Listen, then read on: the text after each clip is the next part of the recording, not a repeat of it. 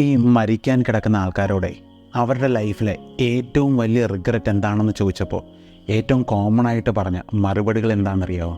ചില ജോലികളുടെയോ പ്രൊമോഷൻ്റെയൊക്കെ പുറകെ ഓടി അവരുടെ ലൈഫിലെ പ്രിയപ്പെട്ടവരുടെ കൂടെ ടൈം സ്പെൻഡ് ചെയ്യുന്നതിൽ നിന്നും പുറകോട്ട് പോയതിനെ പറ്റിയോ, അല്ലെങ്കിൽ നാട്ടിലെ മറ്റുള്ളവരെന്ത് കരുതും എന്ന് കരുതി അവരുടെ ചില വളരെയേറെ ആഗ്രഹമുണ്ടായിരുന്ന കാര്യങ്ങൾ ചെയ്യാതെ വിട്ടുകളഞ്ഞതിൻ്റെ പേരിലോ ഒക്കെ ആയിരിക്കും അവർ സങ്കടപ്പെടുക.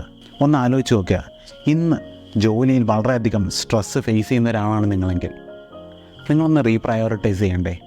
കുറേ കൊല്ലങ്ങൾക്ക് ശേഷം നിങ്ങൾ മരിക്കാൻ കിടക്കുമ്പോൾ നിങ്ങളെ ഒരിക്കലും അലട്ടാത്ത വിഷയങ്ങളുടെ പുറകെയാണ് ഇന്ന് നിങ്ങൾ ഇത്രയധികം സ്ട്രെസ് ഉള്ളിൽ കൊണ്ടു നടക്കുന്നത്.